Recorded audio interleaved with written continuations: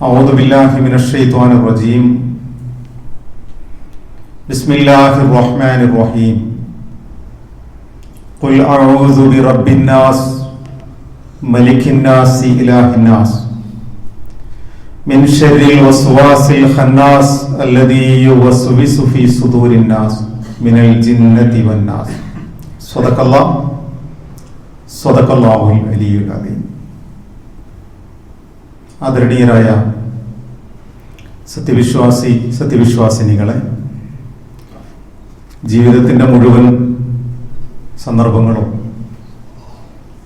സർവലോക രക്ഷിതാവും പ്രപഞ്ച സൃഷ്ടാവുമായ അല്ലാഹു സുബ്ഹാനഹു വ തആലയെ സൂക്ഷിച്ച് അവന്റെ ഇഷ്ടവും പൊരുത്തവും നേടിയെടുത്ത് സ്വർഗപ്രവേശനം സാധ്യമാകും വിധത്തിൽ തഖ്വയിൽ അധിഷ്ഠിതമായി മുന്നോട്ട് പോകണമെന്ന് എന്നോടെന്ന പോലെ നിങ്ങൾ ഓരോരുത്തരോടും വസിയത്ത് ചെയ്യുന്നു, ഉപദേശിക്കുന്നു. മുസ്ലിം സമുദായം ഒരു പ്രബോധക സംഘമാണ്. ഇസ്ലാം എന്നത് വലിയ പ്രസാരണ ശേഷിയുള്ള, എവിടെയും നിലയ്ക്കാത്ത, നിരന്തരമായി മനുഷ്യ സമൂഹത്തിന്റെ ജീവിതത്തിൽ ഇടപെട്ടുകൊണ്ടിരിക്കുന്ന ഒരു ജീവിത പദ്ധതിയുമാണ്. ഞാൻ ഓതിവച്ച സൂക്തം വിശുദ്ധ ഖുർആനിലെ 114-ാമത്തെ അധ്യായം സൂറത്തുൻ നാസ്, അൽ മുഅവ്വദതൈനി അഥവാ അഭയം തേടുന്ന 2 അധ്യായങ്ങൾ എന്ന സവിശേഷമായ നാമത്തിൽ മുസ്ലിം സമുദായത്തിലെ ഏതാണ്ട് മുഴുവൻ അംഗങ്ങളും മനഃപ്പാഠമാക്കിയിട്ടുള്ളതും അതിന്റെ ഏതാണ്ട് സാരാംശങ്ങളോടുകൂടി തന്നെ ഉൾക്കൊള്ളുകയും ചെയ്തിട്ടുള്ള ഒരു അധ്യായമാണ്. ഇപ്പോൾ ആ അധ്യായം ഇങ്ങനെ പറഞ്ഞു വെക്കാനുള്ള ഒരു കാരണം, കാലിക പ്രസക്തമായ ചിന്തകളോടുകൂടി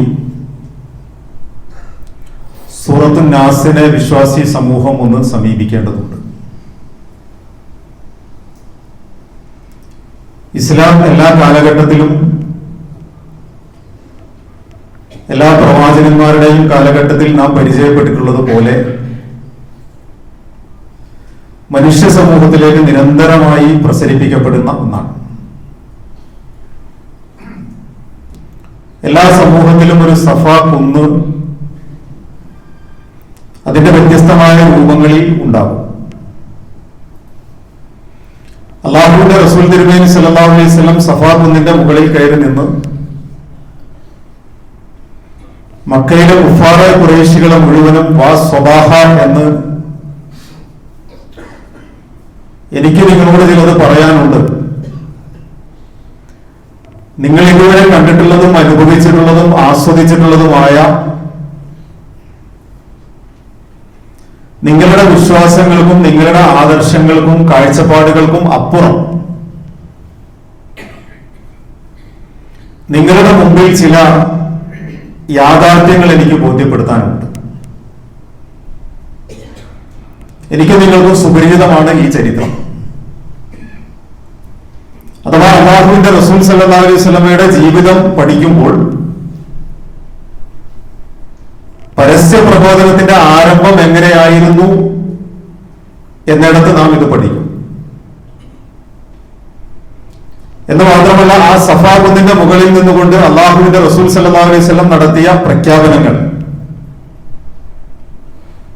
തബ്ബല്ലക യാ മുഹമ്മദ് അലിഹാദ ജമാഅതന, മുഹമ്മദെ നിനക്ക് നാശം, ഇത് പറയാൻ വേണ്ടിയിട്ടാണോ നീ ഞങ്ങളെ ഇവിടെ ഒരുമിച്ച് കൂട്ടിയത് എന്ന അബൂലഹബിന്റെ മറുചോദ്യമുണ്ട്. അഥവാ എങ്ങനെയാണ് ആ സമൂഹം അത് ഏറ്റെടുത്തത് എന്നും അബൂലഹബ് തന്റെ അധികാരത്തിന്റെ എല്ലാ സംവിധാനങ്ങളും ഉപയോഗപ്പെടുത്തി ആളുകളെ ആട്ടി ഓടിച്ചത് എന്നും ആ ചരിത്രത്തിൽ നമുക്ക് കാണാം. അതിനൊന്നും വിശദാംശങ്ങളിലേക്കല്ല ഞാൻ പ്രവേശിക്കുന്നത്. നേരെ മറിച്ച് ഇസ്ലാമിനെ സംബന്ധിച്ചിടത്തോളം ഈ സമൂഹത്തിന്റെ മുമ്പിൽ ഉയർത്തിപ്പിടിക്കേണ്ട മുസ്ലിം സമൂഹം അവരുടെ ജീവിതത്തിൽ നിരന്തരമായി പ്രാക്ടീസ് ചെയ്തുകൊണ്ടിരിക്കുന്ന ഒരു ജീവിത ദർശനം എന്ന നിലയ്ക്ക് പ്രബോധന കർമ്മം നിർവഹിക്കാൻ നാം ബാധ്യസ്ഥരാണ്. അഥവാ നമ്മുടെ ജീവിതത്തിൽ ഒരു സഫാകുന്നുണ്ട്. ആ സഫാകുന്ന് ഒരുപക്ഷെ സോഷ്യൽ മീഡിയ ആയിരിക്കാം, ഒരുപക്ഷെ ഇസ്ലാമിക മൂല്യങ്ങൾ ഉൾക്കൊള്ളിച്ചുകൊണ്ട് രചിക്കപ്പെട്ട ഗ്രന്ഥങ്ങളായിരിക്കാം, ഒരുപക്ഷെ പ്രഭാഷണങ്ങളായിരിക്കാം, സൗഹൃദ സംഭാഷണ സന്ദർഭങ്ങളായിരിക്കാം, ഒരുപക്ഷെ തീർത്തും വ്യക്തിയധിഷ്ഠിതമായ സംഭാഷണങ്ങളിലായിരിക്കാം.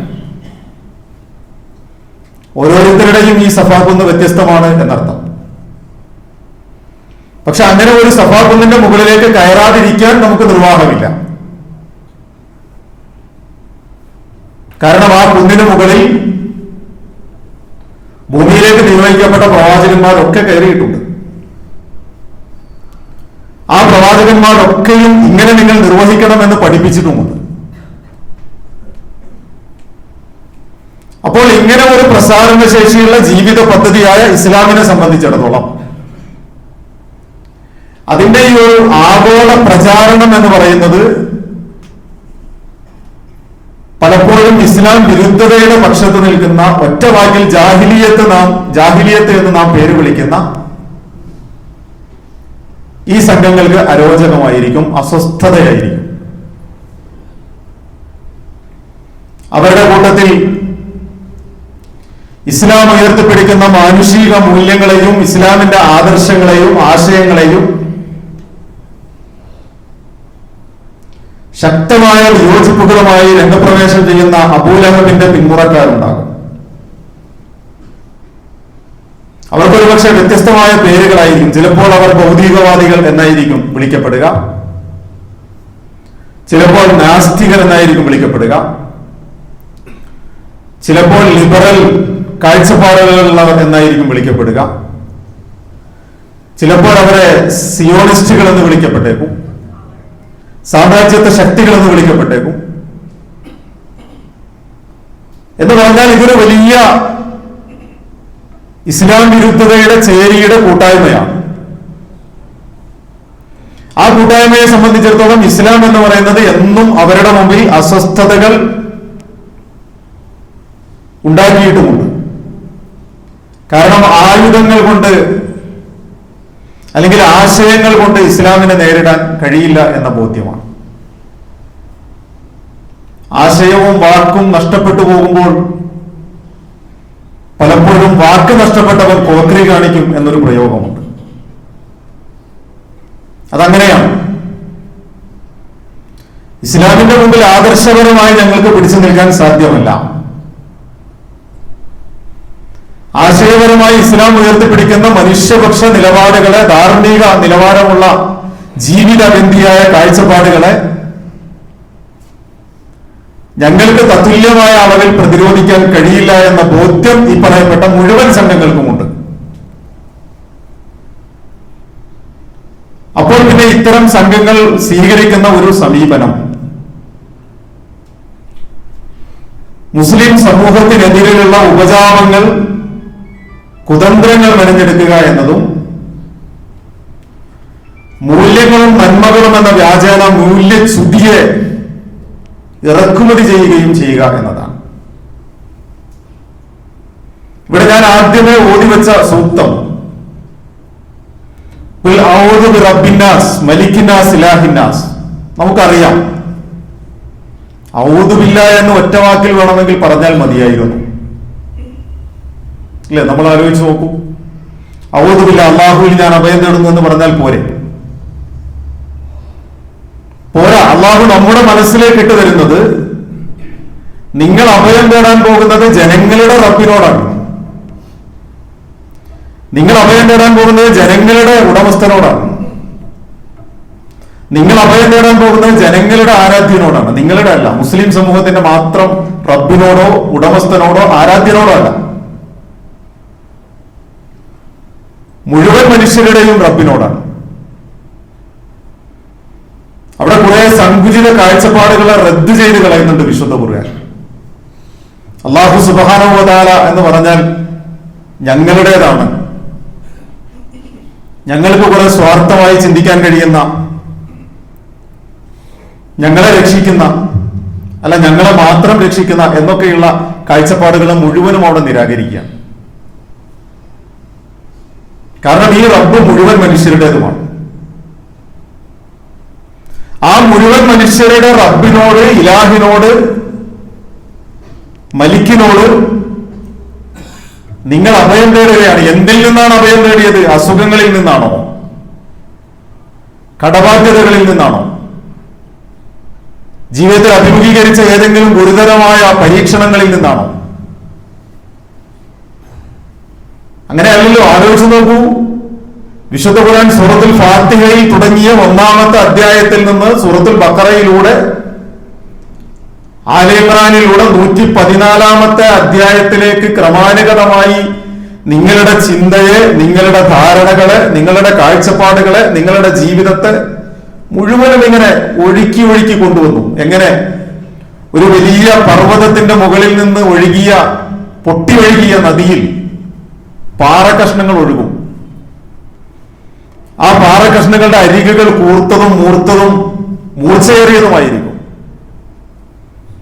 അതിങ്ങനെ ഒഴുകി ഒഴുകി വന്നിട്ട് ഏറ്റവും ഒടുവിൽ ആ പുഴയിൽ വന്നു കഴിയുമ്പോൾ നല്ല ഉരുണ്ട, നല്ല മിനുസമുള്ള വെള്ളാരങ്കല്ലുകളായിട്ട് മാറുന്നുണ്ട്. അരികുകളുടെ മൂർച്ചകളൊക്കെ പോയി. അതിനെ മനോഹരമാക്കിയെടുത്തു ആ വെള്ളത്തിന്റെ ഒഴുക്ക്. എന്നതുപോലെ വിശുദ്ധ ഖുർആൻ നിങ്ങളുടെ ആത്മാവിനെയും ശരീരത്തെയും ശുദ്ധീകരിച്ചു കൊണ്ടുവന്നു. ആ കൊണ്ടുവരൽ 114-ാമത്തെ അധ്യായത്തിലെത്തിയപ്പോൾ നിങ്ങളെ കൊണ്ട് പറയിപ്പിക്കുകയാണ്. റബ്ബ്, ജനങ്ങളുടെ റബ്ബ്, ജനങ്ങളുടെ ഉടമസ്ഥൻ, ജനങ്ങളുടെ ആരാധ്യൻ. ആ ആരാധ്യനോട് നിങ്ങൾ അഭയം തേടാൻ പോകുന്നത് എന്തിൽ നിന്നാണ്? ആ ആരാധ്യനോട് നിങ്ങൾ അഭയം തേടാൻ പോകുന്നത് മിൻ ശർരിൽ വസ്വാസിൽ ഖന്നാസ് അല്ലദീ യുവസ്വിസു ഫീ സുദൂരിൻ നാസ്. ജനങ്ങളുടെ ഹൃദയങ്ങളിൽ വസ്വാസ് ഉണ്ടാക്കുന്ന എല്ലാ ദുശക്തികളിൽ നിന്നുമാണ്.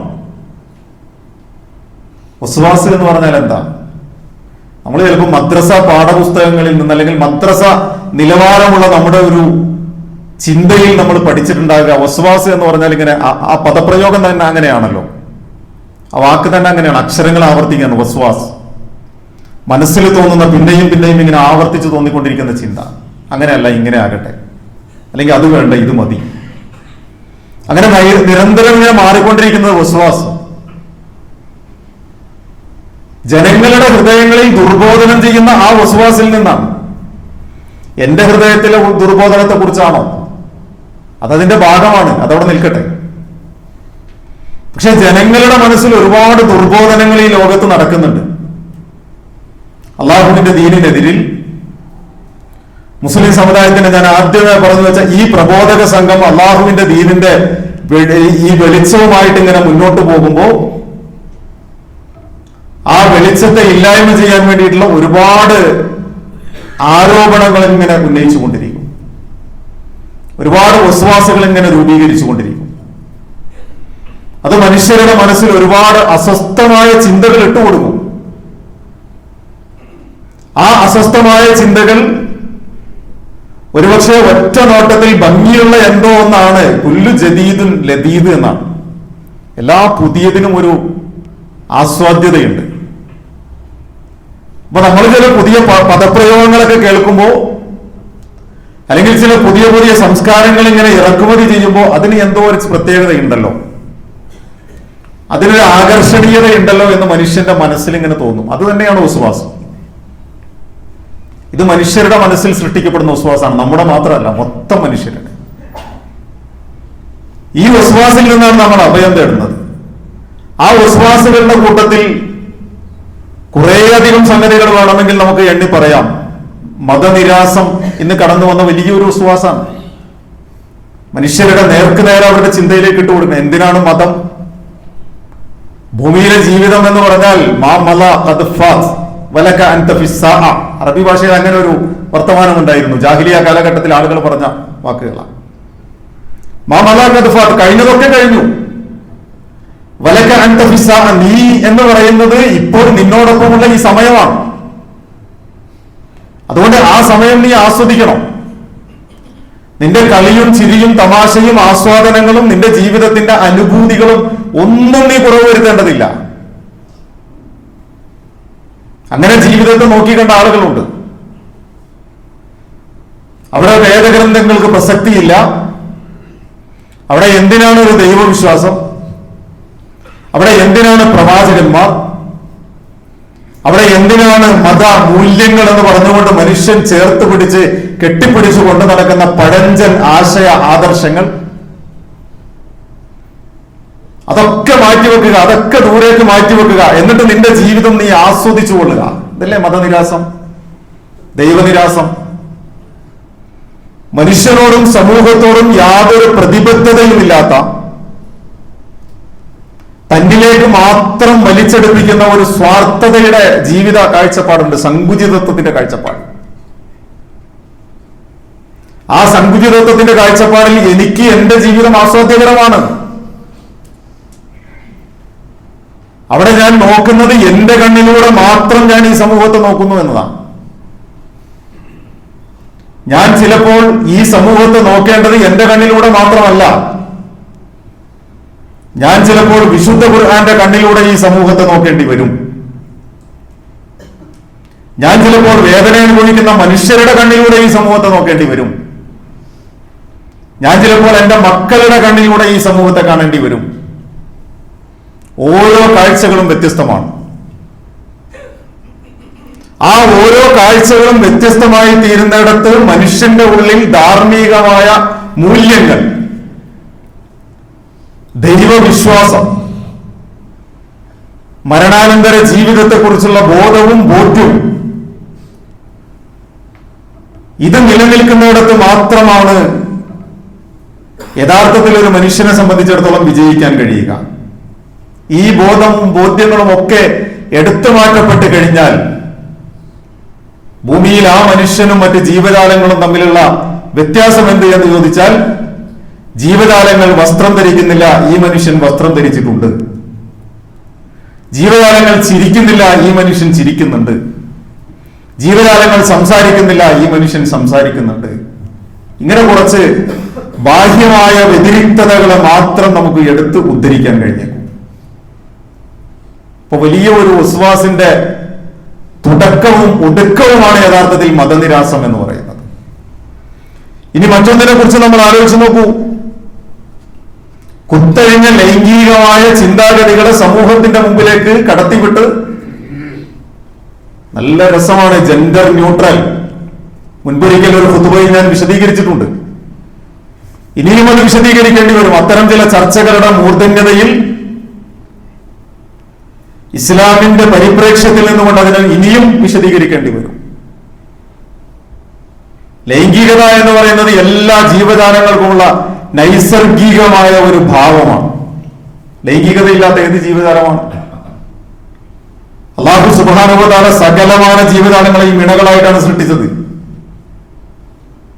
ആ ഇണകളിൽ പരസ്പരം ആകർഷണീയതയുണ്ട്. ആ ഇണകൾക്കിടയിൽ വൈകാരികമായ അടുപ്പമുണ്ട്. അത് അള്ളാഹു നൽകിയ അനുകമ്പയാണ്, ആകർഷണീയതയാണ്, അവർക്കുള്ള അലങ്കാരമാണ്. വിശുദ്ധ ഖുർആന്റെ ഭാഷയിൽ സുയ്യിന ലിന്നാസി ഹുബ്ബുശ് ശഹവാത്ത്, അള്ളാഹു നൽകിയ അലങ്കാരമാണ്. വൈകാരികമായ സ്നേഹം, ഈ അടുപ്പം, ലൈംഗികത, അത് മനുഷ്യൻ വിസർജിക്കുന്നത് പോലെ, മലമൂത്ര വിസർജനം നിർവഹിക്കുന്നത് പോലെ അവന്റെ ശരീരം ആവശ്യപ്പെടുന്നതാണ്. പക്ഷെ ആ ശരീരം ആവശ്യപ്പെടുന്ന ഈ ചോദനയെ കടിഞ്ഞാനിടാനും നിയന്ത്രിക്കാനും കഴിയുന്ന ഒരു ആത്മീയതയുടെ പിൻബലം ഉണ്ടാകണം. നമ്മൾ എത്രയോ കേട്ട് പരിചയമുള്ള ചരിത്രമാണ് എന്നറിയോ? മഅ്ഇസ് ബിൻ മാലിക് റളിയല്ലാഹു അൻഹുവിന്റെ ഏറ്റവും നല്ല ചരിത്രമാണത്. അള്ളാഹുവിന്റെ റസൂൽ സല്ലല്ലാഹു അലൈഹി വസല്ലമയുടെ മുമ്പിലേക്ക് വികാരവിജൃംഭിതനായ ഒരു മുട്ടനാടിനെ പോലെ കയറി വന്ന മനുഷ്യനാണ്. അങ്ങനെയാണ് അദ്ദേഹത്തെ പരിചയപ്പെടുത്തുക. അദ്ദേഹം വന്നത് പറയുന്നത്, എനിക്ക് എന്തും അംഗീകരിക്കാം, ഇസ്ലാം പറയുന്നതൊക്കെ ഞാൻ അംഗീകരിക്കാം, പക്ഷെ വ്യഭിചരിക്കാനുള്ള സ്വാതന്ത്ര്യം അത് ഒഴിവാക്കിയിട്ട് എനിക്ക് കഴിയില്ല. അള്ളാഹുവിന്റെ റസൂൽ സല്ലല്ലാഹു അലൈഹി വസല്ലം ചോദിച്ച ചോദ്യങ്ങൾ നമുക്കറിയാലോ. മൈസേ, ശരി, നീ ഇസ്ലാം സ്വീകരിക്കുക, നീ വ്യഭിചരിച്ചു കൊള്ളുക. പക്ഷെ അതിനു മുമ്പ് ചിലത് അറിയണം. നിന്റെ ഉമ്മയുമായിട്ട് ആരെങ്കിലും വ്യഭിചരിച്ചു എന്ന് കേട്ടാൽ, ഇല്ല, എനിക്ക് കഴിയില്ല. നിന്റെ മകളുമായിട്ട്, ഇല്ല, എനിക്ക് കഴിയില്ല. നിന്റെ ഇണയുമായിട്ട് കഴിയില്ല. മറ്റാരെങ്കിലും അവരുമായിട്ട് വ്യഭിചരിച്ചു എന്ന് കേട്ടാൽ അത് കേൾക്കാനുള്ള കെൽപ്പ് പോലുമില്ല. മാതൃ സഹോദരിയുമായി, പിതൃ സഹോദരിയുമായി അള്ളാഹുവിന്റെ റസൂൽ സല്ലല്ലാഹു അലൈഹി വസല്ലം ആ രക്തബന്ധങ്ങളെ മുഴുവനും അങ്ങനെ കോർത്തു വെച്ചിട്ടുണ്ട്. ഏറ്റവും ഒടുവിൽ അവിടെ നിന്ന് പിടക്കുന്ന ഹൃദയവുമായിട്ട് അള്ളാഹുവിന്റെ റസൂലെ, ഈ പടി കടന്ന് വരുമ്പോൾ എന്റെ ജീവിതത്തിൽ എനിക്ക് ഏറ്റവും ഇഷ്ടം വ്യഭിചാരമായിരുന്നു. പക്ഷെ ഇപ്പോൾ ഞാൻ ഏറ്റവും വെറുക്കുന്നത് വ്യഭിചാരമാണ്. അള്ളാഹുവിന്റെ റസൂൽ സല്ലല്ലാഹു അലൈഹി വസല്ലം ആ മനുഷ്യന്റെ നെഞ്ചിൽ ഇങ്ങനെ തട്ടിയിട്ടുണ്ട്. അല്ലാഹുമ്മ ഗഫിർ ദംബഹു വതഹിർ ഖൽബഹു വഹസ്സിൻ ഫർജഹു. പടച്ചവനെ, അദ്ദേഹത്തിന്റെ പാപങ്ങൾ പുറത്തു കൊടുക്കണം. അള്ളാഹു അദ്ദേഹത്തിന്റെ ഹൃദയത്തെ നീ ശുദ്ധീകരിച്ചു കൊടുക്കണം. അദ്ദേഹത്തിന്റെ ലൈംഗികതയെ നീ വിശുദ്ധമാക്കി കൊടുക്കണം. ലൈംഗിക അവയവത്തെ സൂക്ഷിക്കാനുള്ള കഴിവ്, കപ്പാസിറ്റി നീ കൊടുക്കണം. ഇവിടെ അള്ളാഹുവിന്റെ റസൂൽ സല്ലല്ലാഹു അലൈഹി വസല്ലം പഠിപ്പിച്ച ഒരു വലിയ ധാർമ്മിക പാഠമുണ്ട്. ഈ ഒരു കുത്തഴിഞ്ഞ ലൈംഗികതയിലേക്ക് നമ്മുടെ മക്കളെ അവരെ കടന്നു ചെല്ലുന്ന കലാലയത്തിലേക്ക് സ്വീകരിക്കുന്ന ചില മുദ്രാവാക്യങ്ങള് രക്ഷിതാക്കൾ കേൾക്കണം. അവരെ സ്വീകരിക്കുന്ന ചില മുദ്രാവാക്യങ്ങളിൽ കപട സദാചാര കരങ്ങൾക്ക് കൈവിലങ്ങിടാം എന്നതാണ് ഒന്ന് തലക്കെട്ട്. ആ തലക്കെട്ടിന് പിന്നിൽ കൊടുത്തിട്ടുള്ള ചിത്രം ഒരു മുസ്ലിം പെൺകുട്ടിയുടെ കൈ പിടിച്ചു നിൽക്കുന്ന ഒരു ആൺകുട്ടിയുടെ ചിത്രമാണ്. അപ്പൊ ഏതാ കപട സദാചാരം? എന്തിനാ മുസ്ലിം പെൺകുട്ടിയുടെ ചിത്രം കൊടുത്തത്? മുസ്ലിം പെൺകുട്ടിയുടെ കൈ പിടിച്ചു ഉയർത്തിപ്പിടിച്ചു നിൽക്കുന്ന ഒരു ചിത്രം കൊടുത്തിട്ട് കപട സദാചാര കരങ്ങൾക്ക് കൈവിലങ്ങിടാം എന്ന് പറയുന്ന മുദ്രാവാക്യമാണ് നമ്മുടെ കുട്ടികളെ സ്വീകരിക്കുന്നത്. കഴിഞ്ഞില്ല, വേലികൾ തകർത്തൊരു വലയം തീർക്കാം നമ്മുടെ മക്കളെ സ്വീകരിക്കുന്നതാണ്. പ്രണയമേ നിനക്ക് ലിംഗമില്ല, ആണ് ആണ് ആയിക്കോട്ടെ, പെണ്ണ് പെണ്ണ്, പ്രണയമേ നിനക്ക് ലിംഗമില്ല, നിങ്ങളവിടെ വൈജാത്യങ്ങൾ കാണിക്കേണ്ടതില്ല. പിന്നെയും പറയുന്നു, പ്രണയത്തിനു മേൽ ആര് വരച്ചു ഈ ലിംഗാതിർത്തികൾ? ഈ മുദ്രാവാക്യങ്ങളെ കൊണ്ട് ഇരുന്ന് ആലോചിച്ച് നോക്കണം. നമ്മുടെ മക്കളെ നമ്മൾ വളരെ പ്രതീക്ഷയോടുകൂടി ഭാവിയുടെ വാഗ്ദാനങ്ങളായിട്ട് കടത്തിവിടുന്ന കലാലയങ്ങളിൽ, ക്യാമ്പസുകളിൽ അവരെ സ്വീകരിക്കാൻ വേണ്ടിയിട്ട് രേഖപ്പെടുത്തി വെച്ച ചിത്രങ്ങളും മുദ്രാവാക്യങ്ങളുമാണ്. അവരുടെ മനസ്സിലേക്ക് കൊടുക്കുന്ന ചിന്ത എത്ര കുത്തഴിഞ്ഞതാണ്. ഒരുപാട് ഉദാഹരണങ്ങൾ പറയാൻ കഴിയും ഈ കഴിഞ്ഞ കാലഘട്ടങ്ങളിൽ. ജെൻഡർ ന്യൂട്രൽ എന്ന് പറഞ്ഞുകൊണ്ട് ആൺകുട്ടികളെയും പെൺകുട്ടികളെയും എല്ലാ വൈജാത്യങ്ങൾക്കും അപ്പുറം ഒന്നിപ്പിക്കണമെന്ന് പറഞ്ഞുകൊണ്ടിരിക്കുന്ന ഒരു ഭാഗം ഒരു വശത്ത്. അതേ സമയത്ത് തന്നെ കഴിഞ്ഞ ദിവസം ഒരു കേസുമായി ബന്ധപ്പെട്ട് കോടതി പ്രസ്താവിച്ചത് പെൺകുട്ടിയുടെ വസ്ത്രമാണ് പ്രശ്നമുണ്ടാക്കിയത് എന്നാണ്. അപ്പൊ ഈ ആൺകുട്ടികളെയും പെൺകുട്ടികളെയും ഒരതിർവരമ്പുകളും ഇല്ലാതെ ഒരേ ക്യാമ്പസിനകത്ത് ഒരുപോലെ അഴിച്ചുവിട്ടു കഴിഞ്ഞാൽ പിന്നെ എന്താണ് സംഭവിക്കുക? ഞാൻ പറയുന്നത് ഇതൊരു വലിയ വിശ്വാസമാണ്. ആ വിശ്വാസ് സമൂഹത്തിൽ ഉണ്ടാക്കുന്നത് ഇതിനെതിരിൽ ശബ്ദിക്കുന്നവർ ആരാണ്? മുസ്ലിം സമൂഹമാണ്. ആ മുസ്ലിം സമൂഹത്തിന്റെ ഈ വാദങ്ങൾ നേരത്തെ ഉയർത്തിപ്പിടിച്ച കൈകൾ സൂചിപ്പിച്ചതുപോലെ കപട സദാചാരത്തിൻ്റെതാണ്. അപ്പൊ മുസ്ലിം സമൂഹം ഉയർത്തിപ്പിടിക്കുന്ന ഈ വാദങ്ങൾ ഏതാണ്? 6-ാം നൂറ്റാണ്ടിലേതാണ്. 6-ാം നൂറ്റാണ്ട് എന്ന് പറഞ്ഞാൽ പ്രാകൃതമാണ്. ഒരുപാട് ചർച്ചകൾ നടന്നതാണ്. 6-ാം നൂറ്റാണ്ട്, പ്രാകൃതം, 7-ാം നൂറ്റാണ്ട്. നമ്മൾ പലപ്പോഴും ഇതൊന്നും അറിയുന്നില്ല. നമ്മൾ കാണുന്നത് പുഴയുടെ മുകളിൽ ശാന്തമായി ഒഴുകിക്കൊണ്ടിരിക്കുന്ന വെള്ളത്തെ മാത്രമാണ്. നമുക്ക് അടിയൊഴുക്കുകളുണ്ട്. ഈ അടിയൊഴുക്കുകളുടെ ഗാംഭീര്യം എത്ര വലുതാണ് എന്നറിയണമെങ്കിൽ നമ്മുടെ ചുറ്റുപാടും നടക്കുന്ന നീക്കങ്ങളെ മുഴുവനും ഒപ്പിയെടുക്കുന്ന ഇസ്ലാമിക ചിന്തകളും ഇസ്ലാമിക കാഴ്ചപ്പാടുകളോടും കൂടി അവയെ നിശിതമായി കൈകാര്യം ചെയ്തുകൊണ്ടിരിക്കുന്ന സംഘങ്ങളെയും നമ്മൾ മനസ്സിലാക്കണം. അപ്പൊ നമുക്കിതിന്റെ വലിപ്പം ബോധ്യപ്പെടും. ഞാൻ സൂചിപ്പിച്ചു വന്നത് ഖുൽ അഊദു ബിറബ്ബിന്നാസ് എന്ന് നാം സൂറത്തുൻ നാസ് വിശുദ്ധ ഖുർആനിലെ 114-ാമത്തെ അധ്യായം ഒന്നുകൂടി നമ്മൾ ആവർത്തിച്ച് പഠിക്കണം. ജനങ്ങളുടെ റബ്ബ്, ജനങ്ങളുടെ ഉടമസ്ഥൻ, ജനങ്ങളുടെ ആരാധ്യൻ. ആ ജനങ്ങളുടെ ആരാധ്യനോട് നമ്മൾ ചോദിക്കുന്ന ചോദ്യം, നമ്മൾ അല്ലാഹുവിനോട് അഭയം തേടിയിട്ടുണ്ട്. മിൻ ശരിൽ വസ്വാസിൽ ഖന്നാസ്, ജനങ്ങളുടെ ഹൃദയങ്ങളിൽ രൂപപ്പെട്ടുകൊണ്ടിരിക്കുന്ന ഇത്തരം വസ്വാസുകളിൽ നിന്ന് ഞങ്ങളെ രക്ഷിക്കണമെന്നാണ്. ആ വസ്വാസുകൾ ഉണ്ടാക്കുന്നത് ആരാ? മിനൽ ജിന്നത്തി വന്നാസ്. പൂർണ്ണമാണ്. മിനൽ ജിന്നത്തി വന്നാസ്, ജിന്ന് വർഗങ്ങളുമുണ്ട്, അഥവാ ഇബ്ലീസ് ഉണ്ട്. ഇബ്ലീസിന്റെ പണി അത് തന്നെയാണല്ലോ. ഇബ്ലീസിന് വേറൊരു പണിയില്ലല്ലോ. ഇബ്ലീസിനെ സംബന്ധിച്ചിടത്തോളം നമ്മളെപ്പോലെ ഉറങ്ങാനോ ഊണ് കഴിക്കാനോ മറ്റെന്തെങ്കിലും പരിപാടികൾക്ക് സമയം മാറ്റി വെക്കേണ്ടതില്ലല്ലോ. ഇബ്ലീസിന്റെ പണി ഇത് തന്നെയാണ്. 24 മണിക്കൂർ വിശ്രമം പോലും ഇല്ലല്ലോ. വന്നാസ്, മനുഷ്യരുടെ കൂട്ടത്തിലുണ്ട്. മനുഷ്യരുടെ കൂട്ടത്തിൽ എന്ന് പറഞ്ഞാൽ ചിലപ്പോൾ അധികാരത്തിന്റെ എല്ലാ കേന്ദ്രങ്ങളും ഉപയോഗപ്പെടുത്തിയിട്ടായിരിക്കാം ഈ പറയപ്പെട്ട സംഗതികൾ നടപ്പിലാക്കുക. അത് മനുഷ്യരുടെ മുമ്പിലേക്ക് അങ്ങോട്ട് ഇട്ടുകൊടുക്കും. കുറെ സമയം അതിന്റെ പുറകെ ആളുകൾ അങ്ങനെ കൂടും. നമ്മൾ പലപ്പോഴും പറയാറുള്ള പോലെ, മുൻപൊരിക്കൽ ഞാനൊരു ഉദാഹരണം പറഞ്ഞിട്ടുണ്ട്. തിരമാലകൾ ഇങ്ങനെ അടിച്ചുയരുന്ന കടലിൽ നിന്ന് കപ്പിത്താൻ കപ്പലിനെങ്ങനെ നയിച്ചു കൊണ്ടുപോകും. ആ നയിച്ചു കൊണ്ടുപോകുമ്പോൾ തിരമാലകളൊക്കെ കീറിമുറിച്ചു പോയി. പക്ഷെ നടുക്കടലിലെത്തുമ്പോൾ തിരമാലകൾക്ക് ഈ കപ്പലിന് പലപ്പോഴും വിഘാതം സൃഷ്ടിക്കുക വലിയ തിമ്മിങ്കലങ്ങളൊന്നുമല്ല, അല്ലെങ്കിൽ സ്രാവിന്റെ കൂട്ടങ്ങളല്ല. അതൊക്കെ അകലെ നിന്ന് തന്നെ കപ്പലിന്റെ ശബ്ദം കേട്ട് മാറിക്കൊടുക്കും. പക്ഷെ വലിയ ചെമ്മീൻ കൂട്ടങ്ങൾ ഇങ്ങനെ വരും, ലക്ഷക്കണക്കിന് ചെമ്മീനുകളുടെ കൂട്ടം ഇങ്ങനെ വരും. അത് കപ്പലിന്റെ യാത്രക്ക് പ്രതിബന്ധമാണ്. അപ്പൊ കപ്പിത്താൻ സ്വീകരിക്കുന്ന സമീപനം, ഈ ചെമ്മീൻ കൂട്ടങ്ങളുടെ സാന്നിധ്യം തിരിച്ചറിഞ്ഞു കഴിഞ്ഞാൽ ആ നിമിഷം കപ്പലിൽ താൻ ശേഖരിച്ചു വെച്ച കുതിർന്ന പിണ്ണാക്ക് കടലിലേക്ക് എറിഞ്ഞു കൊടുക്കും. ചെമ്മീൻ കൂട്ടങ്ങൾ പിണ്ണാക്കിന് പുറകെ പോകും. കപ്പലിന്റെ ദിശയിലും മുന്നോട്ട് പോകും. കപ്പൽ തീരുമാനിച്ച ഒരു ലക്ഷ്യമുണ്ടാകും. ആ ലക്ഷ്യത്തിലേക്കാണ് കപ്പൽ ചെന്ന് ചേരുക. നമ്മൾ ചെമ്മീൻ കൂട്ടങ്ങളെ പോലെ ഇട്ടുകൊടുക്കുന്ന ഈ വസ്വാസുകളുടെ പുറകെ നമ്മളിങ്ങനെ ഓടിക്കൊണ്ടേയിരിക്കും. കപ്പലിന്റെ ദിശയിൽ പോകും. ജാഹിലിയത്ത് അങ്ങനെയാണ്. അതുകൊണ്ട് വലിയ ജാഗ്രത, കൃത്യമായ ജാഗ്രതയും അവബോധവും ഇത്തരം വസ്വാസുകളുടെ വിഷയത്തിൽ ഉണ്ടാകണം. ഒരുപാട് സംഗതികൾ പറയേണ്ടതാണ്. നമ്മുടെ പരിമിതിയിൽ നിന്നുകൊണ്ടാണ് ഞാൻ ഇങ്ങനെ സൂചിപ്പിച്ചു വെച്ചത്. അല്ലാഹു സുബ്ഹാനഹു വ തആല നമ്മെ അനുഗ്രഹിക്കുമാറാകട്ടെ. പടച്ച റബ്ബ് വീഴ്ചകൾ പുറത്തു നിന്ന് അവന്റെ ഇഷ്ടദാസന്മാർ, ഇഷ്ടദാസികളുടെ കൂട്ടത്തിൽ നമ്മെ എല്ലാവരെയും ഉൾപ്പെടുത്തി അനുഗ്രഹിക്കുമാറാകട്ടെ.